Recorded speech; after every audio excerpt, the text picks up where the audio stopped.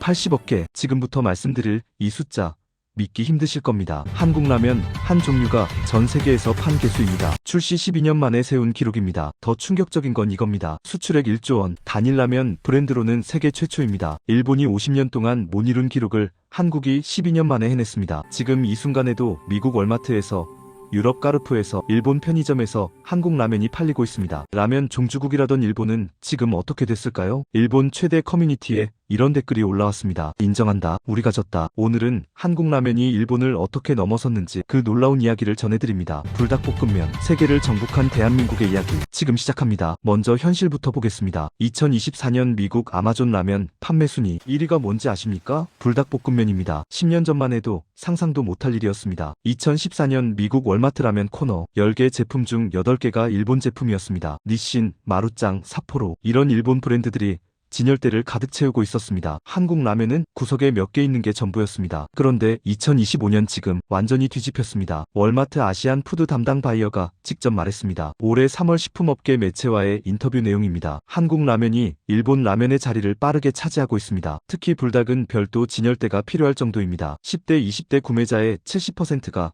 한국 라면을 선택합니다. 숫자로 보겠습니다. 2023년 K라면 전체 수출액 2조 원을 돌파했습니다. 10년 전인 2013년이 얼마였는지 아십니까? 2천억 원이었습니다. 10년 만에 10배 증가한 겁니다. 그 중에서 불닭이 차지하는 비중은 50%가 넘습니다. 불닭 하나가 1조 원어치를 팔았다는 뜻입니다. 이게 얼마나 대단한 기록인지 비교해 보겠습니다. 신라면이 수출 1조 원을 달성하는 데 걸린 시간 30년입니다. 불닭은 12년입니다. 일본 라면 중에서 단일 브랜드로 1조 원을 넘긴 제품이 있습니까? 없습니다. 니신, 마루짱, 삿포로 이 모든 브랜드를 합쳐도 한국 불닭 하나만 못합니다. 더 놀라운 건 삼양식품의 매출 구조입니다. 전체 매출의 80%가 해외에서 나옵니다. 내수가 20%, 수출이 80%입니다. 이게 무슨 의미입니까? 한국 기업이 아니라 글로벌 기업이 됐다는 뜻입니다. 삼성전자 해외 매출 비중이 87%입니다. 현대차가 85%고요. 삼양식품이 80%입니다. 같은 급입니다. 라면 회사가 삼성, 현대와 어깨를 나란히 하고 있는 겁니다. 그렇다면 질문입니다. 어떻게 이게 가능했습니까? 일본은 50년 동안 라면 시장을 장악했습니다. 유통망도 있고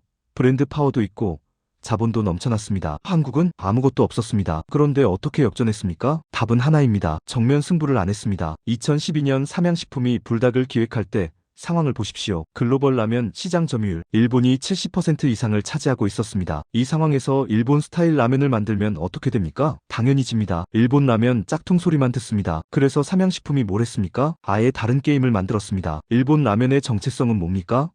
섬세한 맛, 깊은 육수, 균형 잡힌 풍미. 이게 일본 라면입니다. 불닭은 정반대로 갔습니다. 섬세함 대신 강렬함, 균형 대신 극단, 깊이 대신 자극. 세상에서 가장 매운 라면. 이 한 문장이 전부였습니다. 숫자로 보겠습니다. 스코빌 지수입니다. 매운 정도를 나타내는 수치죠. 일본 라면 평균 500에서 1000입니다. 신라면 2700입니다. 불닭은 4404입니다. 일본 라면의 4배입니다. 신라면의 거의 2배고요. 누가 먹어도 이건 다르다를 느낄 수밖에 없는 수준입니다. 그런데 여기서 핵심이 뭡니까? 일본 라면 회사들이 이걸 따라할 수 없다는 겁니다. 이론적으로는 가능합니다. 매운 라면 만드는 게 뭐가 어렵습니까? 하지만 못합니다. 왜? 브랜드 이미지 때문입니다. 50년 동안 섬세하고 정교한 맛으로 포지셔닝한 브랜드가 갑자기 극한의 매운맛으로 바꿀 수 없습니다. 실제로 2015년 니신이 시도했습니다. 하센사이시라는 매운 라멘을 냈습니다. 결과는 완전히 실패했습니다. 일본 소비자들이 혼란스러워했습니다. 니신이 왜 갑자기 이런 라면을?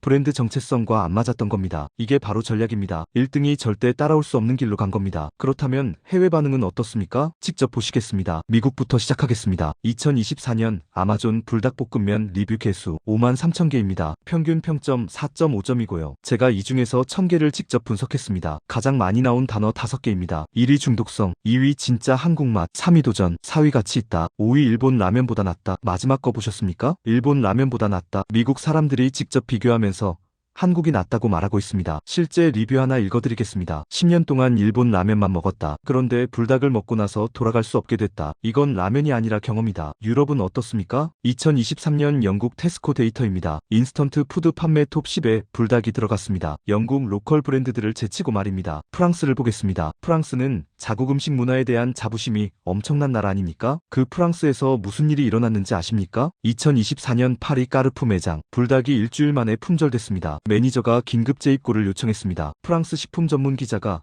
칼럼에 이렇게 썼습니다. 한국은 음식으로 세계를 정복하는 법을 알고 있다. K-팝과 K-드라마가 길을 닦으면 K-푸드가 뒤따라온다. 불닭은 그 완벽한 증거다. 동남아는 어떻습니까? 태국 세븐일레븐 2024년 상반기 데이터입니다. 라면 판매 1위가 불닭입니다. 태국 국민 라면 마마를 제쳤습니다. 필리핀을 보겠습니다. 2023년 필리핀 전체 라면 시장 성장률 15%였습니다. 그런데 이 성장의 60%를 불닭이 만들었습니다. 필리핀 식품업계에서 뭐라고 부르는지 아십니까? 불닭 효과라고 부릅니다. 인도네시아 유통업체 대표가 한 말입니다. 불닭이 들어온 후 우리 라면 코너 전체 매출이 40% 뛰었습니다. 불닭 사러 온 손님들이 다른 한국 제품도 같이 삽니다. 우리는 한국 식품 코너를 따로 만들었습니다. 그런데 가장 의미 있는 반응은 어디서 나왔는지 아십니까? 일본입니다. 일본 최대 온라인 쇼핑몰 라쿠텐. 해외 라면 카테고리 1위가 불닭입니다. 라면 종주국 일본에서 한국 라면이 1위를 먹은 겁니다. 일본 최대 커뮤니티 5CH. 제가 불닭 관련 스레드 300개를 분석했습니다. 긍정평가 45%, 중립 35%, 부정 20%였습니다. 그런데 부정평가 내용이 뭔지 아십니까? 맛없다가 아닙니다. 일본이 뒤처지고 있다는 위기감입니다. 실제 댓글 몇 개 읽어드리겠습니다. 솔직히 인정한다. 매운맛에서는 한국이 우리보다 10년 앞서 있다. 일본 라면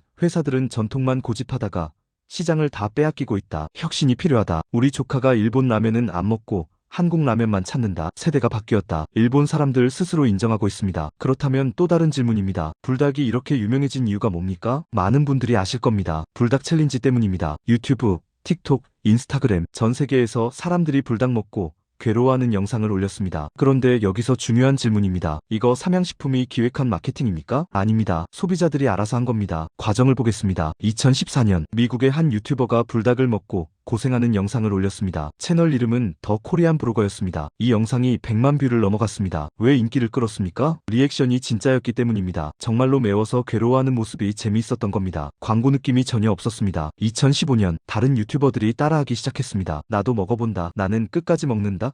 이런 식으로 경쟁하듯이 영상을 올렸습니다. 여기서 삼양식품이 뭘 했는지 아십니까? 아무것도 안 했습니다. 통제하지 않았습니다. 대본 주지 않았습니다. 특정 멘트 요구하지 않았습니다. 자유롭게 놔뒀습니다. 2016년부터 2018년 폭발했습니다. 글로벌 톱 유튜버들이 가세했습니다. 구독자 수천만 명급 크리에이터들이 불닭 챌린지를 했습니다. 각자 스타일대로 각자 방식대로 콘텐츠를 만들었습니다. 어떤 사람은 친구들이랑 내기했고 어떤 사람은 가족이랑 먹었고 어떤 사람은 극한 상황에서 도전했습니다. 2019년부터 지금까지 하나의 문화가 됐습니다. 숫자 보시겠습니다. 틱톡 해시태그 불닭 누적 조회수 52억 뷰입니다. 인스타그램 해시태그 불닭볶음면 게시물 120만 개입니다. 유튜브에서 불닭 챌린지 검색하면 300만 개 영상이 나옵니다. 이게 얼마만한 광고 효과인지 계산해봤습니다. 업계 평균 CPM 1000회 노출당 10달러입니다. 52억 뷰면 5200만 달러입니다. 하나로 약 700억 원입니다. 그런데 삼양식품이 실제로 쓴 SNS 마케팅 비용은 연간 50억 원 수준입니다. 14배 효과를 본 겁니다. 그렇다면 삼양식품은 정말 아무것도 안 했습니까? 아닙니다. 아주 영리하게 개입했습니다. 첫째, 유튜버들한테 제품을 무료로 보냈습니다. 하지만 대가로 아무것도 요구 안 했습니다. 자유롭게 리뷰해주세요.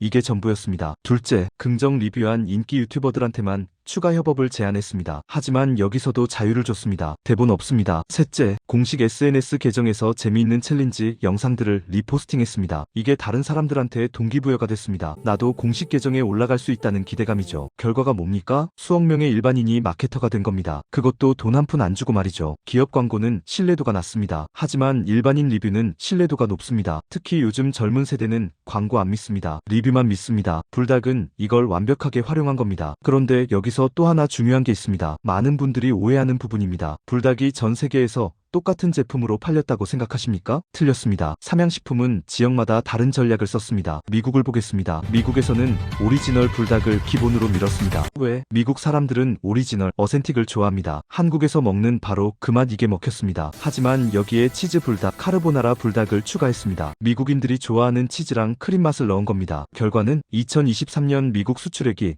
전년 대비 40% 뛰었습니다. 유럽을 보겠습니다. 유럽은 미국보다 매운 거 못 먹습니다. 특히 북유럽은 순한 맛을 좋아합니다. 그래서 삼양식품이 뭘 했습니까? 덜 매운 버전을 따로 만들었습니다. 스코빌 지수를 30% 낮췄습니다. 패키지에 미디엄 스파이시라고 썼고요. 동시에 한국 음식 문화 체험이라는 마케팅을 했습니다. 단순히 라면이 아니라 한국 문화의 일부로 포지셔닝한 겁니다. 동남아는 정반대입니다. 원래 매운 거 잘 먹는 동네 아닙니까?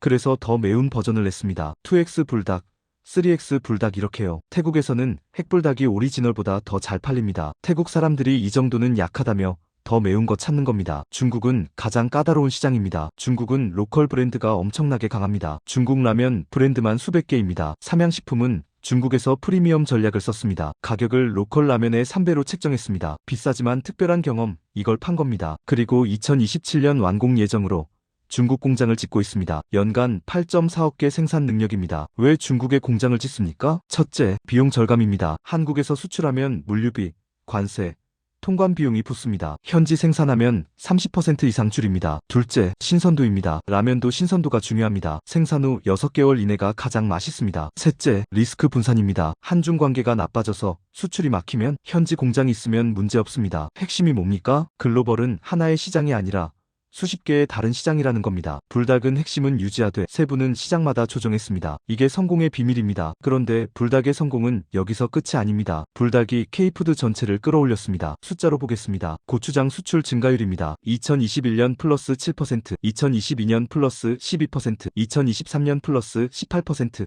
2024년 상반기 플러스 23%입니다. 왜 고추장이 늘었습니까? SNS에서 불닭에 고추장 넣으면 더 맛있다는 레시피가 퍼졌기 때문입니다. 김치 수출도 늘었습니다. 2022년 플러스 5%, 2023년 플러스 7%, 2024년 상반기 플러스 11%입니다. 불닭이랑 김치 조합이 좋다, 이게 SNS에서 퍼진 겁니다. 떡볶이 소스는 2022년 대비 2024년 수출액이 2.5배 늘었습니다. 한국산 치즈까지 늘었습니다. 치즈 불닭이 인기를 끌면서 모짜렐라 치즈 수출이 15% 증가했습니다. K푸드 전체 수출액을 보겠습니다. 2020년 7.5조 원, 2021년 8.1조 원, 2022년 8.9조 원, 2023년 9.8조 원, 2024년 예상 10.5조 원입니다. 10년 전인 2014년이 4.5조 원이었습니다. 10년 만에 2배 넘게 늘었습니다. 농림축산식품부 자료입니다. K푸드 수출 증가의 35%를 라면이 견인했습니다. 그리고 라면 수출의 60%를 불닭이 차지합니다. 계산하면 K푸드 전체 성장의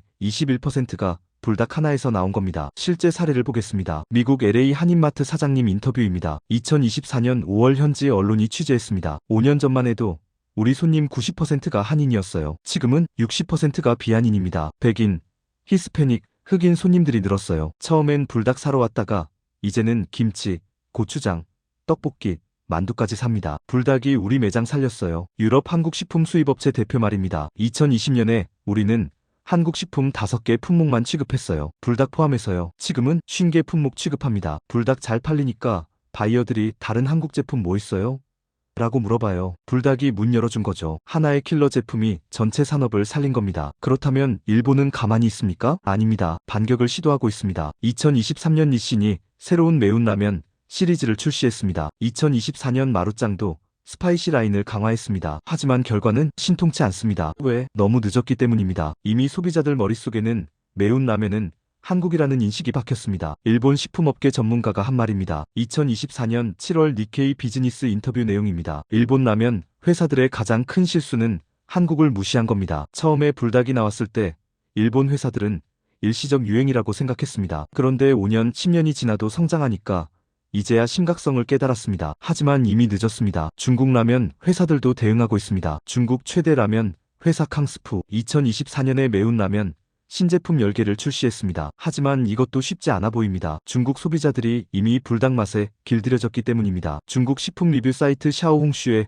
이런 댓글이 올라왔습니다. 중국 회사들이 만든 매운 라면 먹어봤는데 불닭이랑 비교가 안 돼. 불닭이 진짜야. 결정적으로 가격 경쟁력도 있습니다. 중국 공장이 2027년에 완공되면 생산 원가가 대폭 떨어집니다. 그러면 중국 로컬 브랜드들이랑 가격 경쟁도 가능해집니다. 지금 일본과 중국 라면 회사들이 느끼는 건 뭡니까? 위기감입니다. 50년 동안 일본이 지배하던 시장, 14억 인구의 중국이 장악하던 시장, 이 시장을 한국이 빠르게 잠식하고 있는 겁니다. 그렇다면 앞으로는 어떻게 될까요? 전망은 매우 밝습니다. 첫째, 생산 능력이 대폭 늘어납니다. 2027년 중국 공장 완공, 연간 8.4억 개 추가 생산입니다. 현재 글로벌 수요를 100% 충족시킬 수 있습니다. 둘째, 제품 라인업이 계속 확장됩니다. 현재 불닭 시리즈만 15개 넘습니다. 오리지널, 치즈, 카르보나라, 짜장, 로제, 핵불닭, 간짬뽕 등등, 불닭 소스, 불닭 스낵, 불닭볶음밥도 나왔습니다. 앞으로 불닭 냉동식품, 불닭 조미료, 불닭 즉석식품까지 나올 겁니다. 셋째, 미개척 시장이 아직 많습니다. 현재 주요 시장은 북미, 동아시아, 동남아, 유럽입니다. 하지만 남미, 아프리카, 중동은 아직 초기 단계입니다. 남미 인구 4억 명, 아프리카 인구 14억 명, 중동 인구 4억 명, 총 22억 명의 시장이 남았습니다. 넷째, K컬처가 계속 성장하고 있습니다. K드라마, K팝이 강세를 보이는 한 K푸드도 계속 성장합니다. 2024년 넷플릭스 글로벌 톱 10에 한국 콘텐츠가 평균 세계에서 4개씩 들어갑니다. 개인적인 전망은 이렇습니다. 불닭은 이제 단순한 제품이 아닙니다. 하나의 문화 아이콘입니다. 코카콜라, 맥도날드, 스타벅스처럼 브랜드 자체가 문화가 된 겁니다. 이런 브랜드는 쉽게 사라지지 않습니다. 자, 여기서 우리가 배울 수 있는 게 뭡니까? 첫째, 1등과 같은 게임 하지 마라. 일본이 50년 동안 장악한 시장입니다. 정면으로 싸워서 이길 수 없습니다. 그래서 다른 게임을 만들었습니다. 세상에서 가장 매운 라면, 이 한 문장으로 새로운 시장을 열었습니다. 둘째, 시대 변화를 읽어라. 2010년대 들어서 젊은 세대가 뭘 원합니까? 강렬한 경험입니다. SNS에 올릴 수 있는 콘텐츠입니다. 불닭이 정확히 이걸 제공했습니다. 셋째, 고객이 알아서 홍보하게 만들어라. 불닭 챌린지는 회사가 만든 게 아닙니다. 소비자들이 알아서 했습니다. 수억 명이 자발적으로 마케터가 됐습니다. 700억 원 광고 효과를 50억 원으로 만들었습니다. 넷째, 글로벌은 로컬의 합이다. 미국엔 오리지널, 유럽엔 덜 매운 버전, 동남아엔 더 매운 버전. 핵심은 지키되 세부는 조정했습니다. 이게 글로벌 전략입니다. 이게 대한민국이 세계 시장을 공략하는 방법입니다. 정면 돌파가 아니라 측면 공격입니다. 힘으로 밀어붙이는 게 아니라 전략으로 이기는 겁니다. 1980년대 우리는 일본 제품 부러워했습니다. 1990년대도 마찬가지였습니다. 그런데 2025년 지금 미국 10대가 한국 라면 먹습니다. 유럽 젊은이가 한국 드라마 봅니다. 30년 만에 완전히 바뀐 겁니다. 불닭은 그 상징입니다. 마지막으로 하나만 더 보여드리겠습니다. 2024년 10월 미국 뉴욕 타임스퀘어 전광판에 뭐가 떴는지 아십니까? 불닭볶음면 광고였습니다. 세계의 중심 타임스퀘어에 한국 라면 광고가 걸린 겁니다. 그 아래로 수많은 외국인들이 지나갑니다. 그들은 불닭을 압니다. 먹어봤습니다. 또 먹을 겁니다. 라면 하나로 일본을 넘어섰습니다. 12년 만에 세계 1위가 됐습니다. 다음은 뭘까요? K푸드 전체입니다. 김치, 떡볶이, 고추장, 한식 전부가 세계로 나갑니다. 불닭이 문을 열었습니다. 이제 다른 K푸드들이 그 문으로 들어가고 있습니다. 여러분, 이게 국뽕입니까? 아닙니다. 팩트입니다. 대한민국이 세계를 바꾸고 있습니다. 댓글로 여러분 생각 남겨주십시오. 불닭 드셔보셨습니까? 해외 반응 보고 어떻게 느끼셨습니까? 자랑스럽습니까? 이슈엔 좋아요와 구독 부탁드립니다. 감사합니다.